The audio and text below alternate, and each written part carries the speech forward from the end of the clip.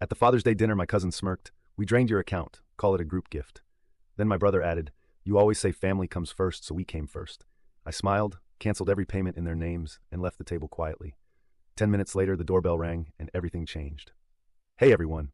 Before we dive in, I have a quick favor to ask. If you enjoy content like this, please hit the subscribe button. It's free, supports the channel, and ensures you never miss out on amazing videos. Alright, let's get started.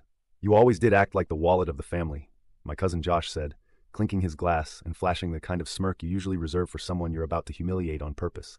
I didn't say anything. I was too stunned by the way everyone else at the table laughed. You're kidding, I said, forcing a chuckle, right? That's when my brother Dylan leaned back in his chair, napkin still tucked into his collar like a bib, and said, you always say family comes first, so we came first. Simple math. I looked around the table. No one looked shocked. Not my mother, who kept sipping her wine like this was a normal Thursday. Not my father, who had just raised his glass a minute ago and toasted to strong family ties. Not even Aunt Monica, who once cried over an overdraft fee and now blinked at me with a shrug. They all knew. I paid for the dinner like I always did, booked the private room at Ridge and Maple, ordered the wines they liked, prepaid for dessert. Father's Day was always hard, but I still showed up, still tried. But this was something else. You drained my account, I said quietly. As in, actually emptied it? Josh sipped his drink, calm as ever. Group gift. Think of it as reallocating family funds. We all figured it made sense since you never say no. Dylan leaned in closer and added, it was just sitting there, bro. You act like it's sacred, but money's just a tool. You say you love us, right? Then what's the problem? I smiled. Not because I was okay, but because I finally saw it clearly. They thought I was trapped, that I'd keep playing the generous fool forever, that I was too soft to ever walk away. But they forgot something important. I may have paid for dinner, but I still had the receipts. I pulled out my phone quietly without drama, just opened my banking app and started swiping. Josh kept talking about some new startup idea. Dylan was on his second bourbon.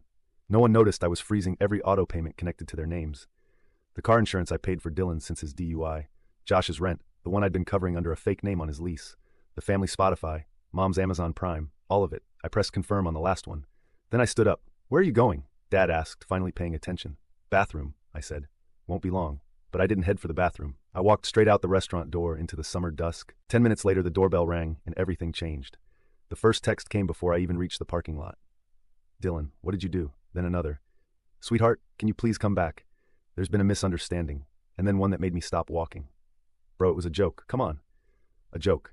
They thought draining my account, mocking me in front of a room full of extended family, and raising a toast to my humiliation was a joke. Let's rewind. It didn't start at dinner. It started long before, years before. I was the fixer, the one they called when the electric bill was overdue, when Josh's credit card got declined, when Dylan's license got suspended and he needed an Uber account just for a few weeks. They didn't ask, they assumed. Like the time Mom texted, hey honey, we put you down as co-signer for Dylan's loan. Just a formality, no need to worry. No can we? No would you mind? Or when Dad broke his foot, and somehow it became my job to pay the mortgage for 3 months straight. You don't want us to lose the house, do you? They never forgot to send that kind of message. Then came the group chat incident. 6 months ago, Josh screenshotted my dating profile and dropped it in the family group with the caption, our local bank account trying to find love. It got 23 laughing reactions. Even Aunt Monica added, he's such a sweet boy, always helping. Hope someone sees his heart under all that desperation. No one defended me, not even Mom. When I confronted her later, she just said, they're just teasing. That's what families do. It's love, just not gentle. The money started disappearing slowly. At first I thought I was just spending too much, food, bills, the usual. But then I started noticing transfers I didn't make. A Venmo charge titled wedding deposit, but I wasn't dating anyone. A $900 Apple Pay withdrawal I couldn't trace. Turns out Dylan had been using an old connected device when I forgot to deauthorize. When I brought it up, he laughed. You're acting like you're broke, he said. You make what, 6 figures? Don't pretend it hurts you. Then came Dad. He started calling more often, but never to say hello. It was always, do you have a second? Which really meant, can I guilt you into something? He was behind on taxes, claimed it was a clerical error. I paid it. He needed help with repairs. I paid it. Then I found out through a cousin he told everyone he paid for my college. That was the line, the real breaking point. Before the dinner, it was when I checked my savings account 1 week earlier and saw it had dropped by $12,300. Gone. I thought it was fraud until I called the bank. They said the transfer was authorized from my IP address, except it wasn't me. I filed a report. And then I remembered Josh had borrowed my laptop 2 weeks earlier. Said his was acting up. I never thought to check if he'd installed remote access. When I confronted him, he didn't even flinch. Man, why are you acting like a cop? It's just money. We needed it. I asked who we was. He smiled. The family. At that dinner, the one where he toasted my broken spine like a punchline, I realized something. They weren't parasites. Parasites don't laugh while they feed. They were architects. They built this machine where I existed only to be harvested. And the worst part? I let them. Because I believed that if I gave enough, maybe they'd finally see me as family, as more than a bank, as someone worth respect. But all I earned was the punchline. When I walked out of that restaurant, I didn't go home. I went to my office, opened my files, because I hadn't just been sending money, I'd been saving things, screenshots, messages, audio recordings. The one where Josh literally said, if he finds out we took that money, just say we thought it was his gift to Dad. He won't push. Or the group chat where Dylan joked about how easy it was to gaslight me. But there was something else. Something I hadn't told anyone. Remember that family investment Dad had roped me into 2 years ago? The property in Temecula that was supposed to be a vineyard? Well, I pulled the records last month when something didn't sit right. Guess what? They used my identity to secure a business loan. And guess what else? They never paid it back. My credit was tanking, and I hadn't even realized because they forwarded all the letters to a family P.O. box that Josh opened. So no, the dinner wasn't the explosion. It was the last spark. And that doorbell? That was the start of war, but not the kind they expected, because I wasn't going to scream. I was going to unmake their empire, piece by piece. And it started with who was standing on the other side of that door. The person standing on the other side of the door was not who my family expected. It was Mara, my financial advisor.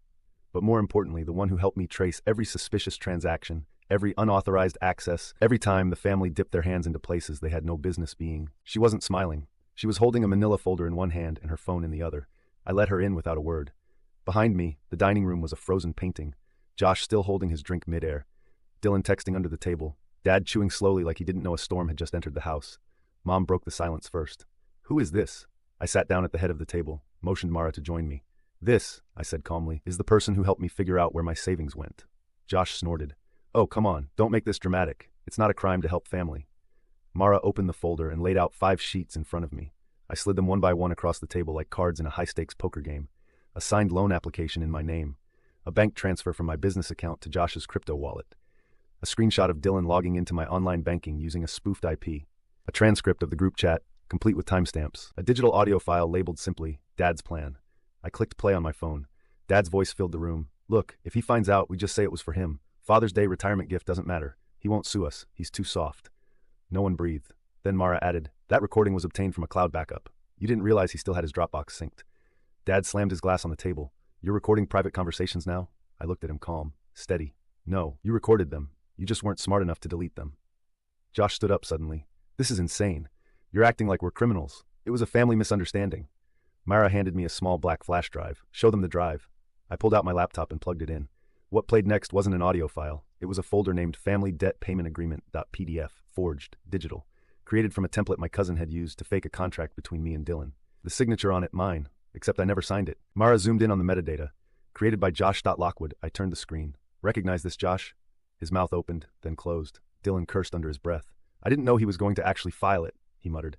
Louder, I said, I didn't know he was going to file it. It was supposed to be for emergencies. And the $12,000 you moved from my account last week? I asked. Silence. That's when Mom stood up, her voice trembling. You're tearing this family apart over some money. I laughed. That kind of laugh that sounds more like a sob snapping in half. No, Mom, you did, when you all decided that love was measured in withdrawals. I reached into my bag and pulled out one last thing. An envelope. Inside, copies of every payment I'd made in their names in the last 3 years. Over $86,000.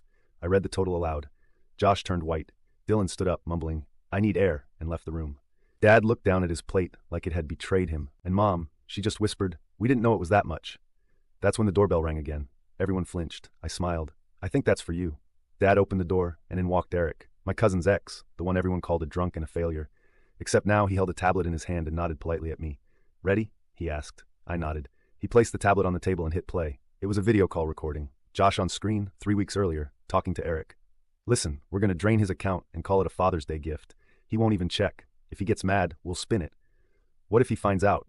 Then we make him doubt himself. You're good at playing innocent. You're good at acting shocked, right? Eric paused the video. I saved that call just in case I needed to remind people who really betrayed me. Josh lunged for the tablet, but Mara was quicker. She snatched it back and said, touch it again and I will press charges. Dad turned to me, his face red, veins visible on his neck. You think this makes you better than us? You just embarrassed us in front of each other. That's not family. I stood up slowly. No, that's finally telling the truth. Then I turned to everyone at the table. This is your notice. I've canceled every payment, every transfer, every co-signed loan, every auto debit tied to your lives. Your subscriptions are dead. Your Netflix, gone. Spotify, gone. Josh's rent, Dylan's insurance, Mom's grocery card, dead. I let that sit, then I added, and tomorrow the IRS will receive a full report of the fraudulent loan taken in my name. Good luck with that audit, Dad. He lunged forward like he might actually hit me. Eric blocked him with one hand. Sit down, he said coldly. The air went cold. I gathered the papers, tucked the drive in my pocket, and turned to leave. Josh muttered, "You're seriously leaving after all this?" I stopped at the door, looked back. "Yeah, quietly. That's more respect than you gave me." And then I left, out into the night, no yelling, no drama. Just a man who finally decided that the family name meant nothing if it came attached to chains. The next morning I pressed publish. Not a dramatic video, no crying selfie, just a post. Title, What Family First Really Meant in My House. Then I attached the files. Screenshots of the group chat, the forged loan, the audio of Dad, the fake repayment contract, the bank record showing $86,000 gone, and finally the video of Josh laughing about gaslighting me. I didn't tag anyone, didn't need to. Within 3 hours it had 12,000 shares. By noon, it hit a local subreddit. By evening, it was on Reddit's front page under r/entitled people. Then TikTok picked it up. Some user cut the clip where Josh said, "You always say family comes first, so we came first," and paired it with a slow zoom on the bank statements. It went viral. 3.2 million views in 24 hours. I didn't read every comment, but the tone was clear. Imagine mocking someone who literally funded your life. That smile at the dinner table? That's generational trauma snapping. Bro handled it like a boss. Quiet revenge is delicious. Who's the loser now, Josh? That evening, Dylan texted me 19 times. "We need to talk. That post is ruining us. Please delete it." And finally, "You think this is funny? You're burning down your own family." I left him on read. Around 8 p.m., I got a DM from someone I didn't recognize. It was a local reporter. She said the story had exploded online and people were asking if it was true. She asked if I wanted to comment. I sent her a single line. "Everything I posted has a paper trail, and you haven't seen half of it." She published the article that night. Title, Family First Until the Money Runs Out, A Quiet Son, an $86,000 betrayal, and the viral fallout. The article blew up. Then came the reactions. Mom posted a long Facebook message the next morning. "We may not be perfect, but we are still family. The internet shouldn't be a place to destroy the people you love. Forgiveness matters." The comments didn't go how she expected. "Did you forgive yourselves when you stole from him?" "Forgiveness isn't a free pass, lady. You raised a snake pit and now you're surprised it's on camera?" Then came Josh. He tried to post a rebuttal, claimed I misrepresented everything, said it was just financial support with miscommunication. Someone found a Reddit comment he made 6 months ago bragging about milking his cousin's guilt complex. He deleted his profile that night. Dad? He didn't post anything. He lawyered up. I got a cease and desist letter typed in Comic Sans, if you can believe it, accusing me of slandering the family legacy. I sent back a 1-page reply, just one sentence. "Truth isn't slander, and you lost your legacy the day you weaponized my love." And then something happened I didn't expect. The bank called me. Turns out Mara had flagged so many suspicious transactions that they launched a formal investigation. Josh's fake contract, Dylan's spoofed access, the Temecula Vineyard loan, all of it was under review. They froze 3 family accounts pending verification. Then the IRS called. The loan in my name? Under review for fraud. The vineyard business Dad tried to register as veteran-owned. They found inconsistencies in the documents. Guess who handed over the original DD-214? Grandpa did. I hadn't even told him yet what happened. He called me, said just one thing, "Told you." Mud on their knees. Meanwhile, I was doing something I never thought I'd get to do, live. I moved into my new apartment. Clean space, no noise, no guilt trips. I built a YouTube channel. Not about revenge, about financial literacy. First video, what happens when your family weaponizes guilt and how to reclaim control. It passed 300K views in 3 days. People started messaging me, strangers thanking me, saying I gave them courage to cut ties, to say no, to stop bleeding for people who only bring knives. Then I got an email from a nonprofit for adult children of toxic families. They asked me to speak at their fall conference. I said yes. Dylan tried one last thing. He showed up outside my apartment, hoodie, tired eyes, cheap flowers, said he wanted to talk. I opened the door just enough to say, "I spent years making your life easier. You spent those same years making mine hell. I'm not here for your redemption arc." Then I closed the door. Final blow? I changed every login, every number, closed the joint account Mom used for emergencies, canceled the Prime, the Spotify, the gym memberships, the Costco card, all of it. Then I made a final post. No drama, just a photo of my keychain with a new tag, account closed. Caption, turns out family wasn't first. I was just the first they used. You know what I realized? I wasn't angry anymore. Not after the comments, not after the viral videos, not even after the bank investigations or the cease and desist letter written like a passive-aggressive church bulletin. I was done. Done pretending I was part of a family that only dialed my number when a bill was due. Done buying peace with silence. Done accepting you're too sensitive as an apology for being treated like a wallet with a heartbeat. The last message I got from Mom was short. "You've made your point. Can we please move forward?" I didn't reply, but I did move forward, just not in her direction. I changed my number, new carrier, new SIM, no forwarding, only 5 people have the new one. None of them shared DNA with me. I took the YouTube channel full time. Now it's a brand, debtless by design. First hoodie drop, sold out in 48 hours. The old family Spotify, I replaced it with my own.